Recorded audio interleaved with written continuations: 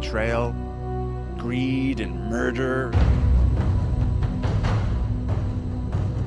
It's set in this interesting world of contrasting ideologies and what's right and wrong, and has a great philosophy about it.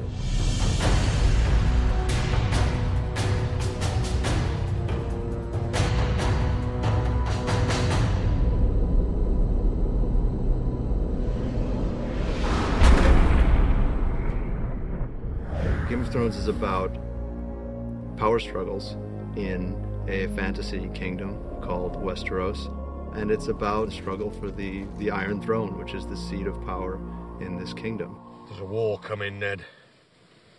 I don't know when, I don't know who we'll be fighting, but it's coming. At the core of it, there's a conflict for power between two great houses initially, House Stark and House Lannister. The other major houses are all contenders as well. It's a suitably complicated political situation. The old truth that power corrupts, I think, is very valid, and it shows in this series. You see characters that come into power and how they change.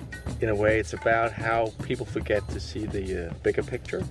There's a common threat that everybody kind of ignores because they're too busy pursuing their own interests. And meanwhile, outside the Seven Kingdoms, two great threats are rising, one across the sea in the exiled Targaryen siblings, and another one far to the north, beyond the Wall, which is the boundary of the Seven Kingdoms, in lands of perpetual ice and cold, where a supernatural threat is stirring.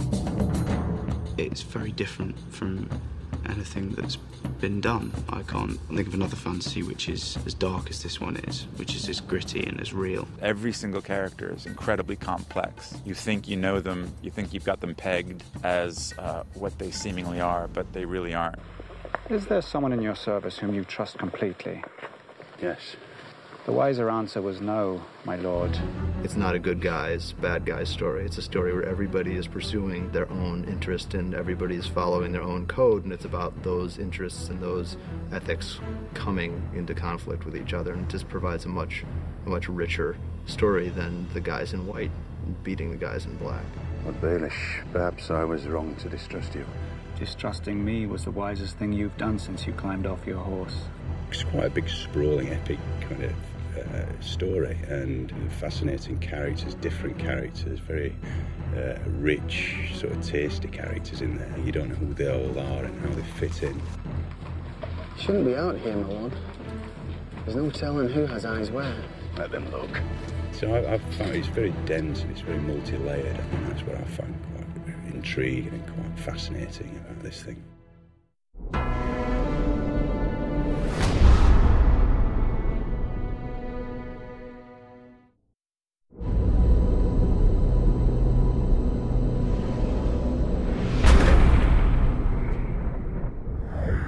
Ned Stark is the center of the series. He's very realistic, quite a pragmatic character. This is fine work. It's not for sale. His lordship wants the helmet. I made it for me. Forgive him, my lord. There's nothing to forgive. He's principled, he has values, and above all, he's very loyal, you know, and that's something that he demonstrates on many occasions. You helped me win the Iron Throne, now help me keep the thing. We were meant to rule together. Ned is the Lord of Winterfell, and he's married to Catelyn Tully. Together they have a number of children. 17 years ago, you rode off with Robert Baratheon. You came back a year later with another woman's son. Jon Snow, he's of an age with Robb, the eldest son, and they're closest brothers. I would say Jon Snow is a young hero in a lot of ways. Well, Lord Snow, it appears you're the least useless person here. Personally, I think there's a hell of a lot of inner turmoil if he's fighting between his ambition to be someone and to make a mark on things. I'm ready. You're not going. You're no ranger, chap. Here. A man gets what he earns. And he earns it. His ambition can and does make him do quite extreme things. The Lannisters are the Queen's family. Robert Baratheon, the king, who wed the daughter of another great house, Cersei Lannister. She is the queen of the Seven Kingdoms. She's quite tricky, layered and power mad. She's smart and political. She has a very hard time trusting anyone. You're just a soldier, aren't you? You take your orders and you carry on. I was also trained to kill my enemies, Your Grace. As was I. There's a definite sense with Cersei that if it will further her game of power, she'll get rid of anybody. It doesn't really matter. Jaime, her twin brother, is one of the members of the King's Guard. It would be good to have you on the field. The competition has become a bit stale. I don't fight in tournaments, because when I fight a man for real, I don't want him to know what I can do. He is a soldier and he doesn't care about the politics. He knows the game and he does not want to be directly involved in it. Cersei and Jaime also have another brother, Tyrion Lannister. Tyrion Lannister, because of his size, has had a very complicated upbringing in relation to his father and his sister. He's very well read. He has 0 powers with physical defenses, so he has to defend himself with his wit and charm. Why'd you read so much? Look at me and tell me what you see. Is this a trick? What you see is a dwarf. My brother has his sword, and I have my mind. And a mind needs books like a sword needs a whetstone. There's a set of characters that you also encounter who are across the Narrow Sea on an entirely different continent. May I present my honored guests, Viserys of House Targaryen, the rightful king of the Andals, and his sister, Daenerys of House Targaryen. He's a man on a mission. He's fairly obsessive about one thing, which is regaining his crown. When they write the history of my reign, sweet sister, they will say it began today. He's very bitter and resentful of the people who took it from him, and he carries a huge burden. His sister is Daenerys Targaryen, also known as Daenerys Stormborn. Tell them to stop. You want the entire horde to stop? For how long? Until I command them otherwise. She goes on such a journey. She gets put up with a lot of obstacles coming her way, and every time she overcomes them, she succeeds, and she kind of just gets stronger and stronger as she goes on. She's an incredible, incredible, wicked person. There's plots within plots and wheels within wheels, and many people competing for one seat.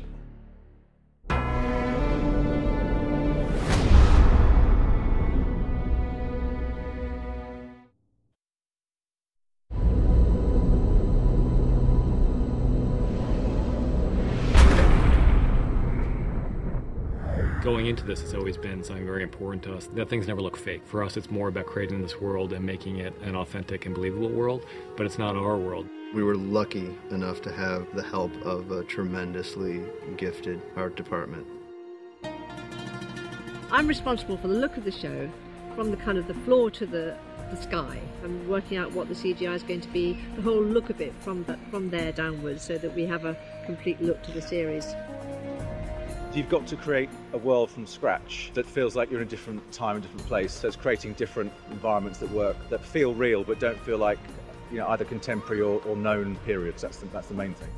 The biggest challenges have been, I guess, the scale of the event. We've created very high standards for ourselves. It's a lot of bits to this, and it just has been a lot of stuff to pull together.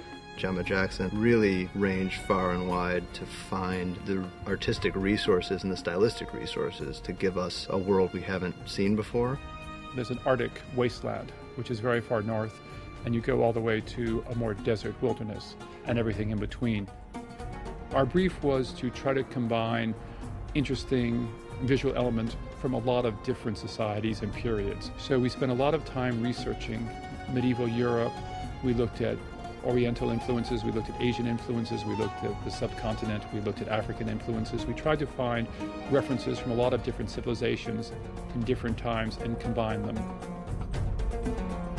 You try and create a world that's based in real physics, even if it's fantasy. There has to be a reality to it, or it will just look like a set.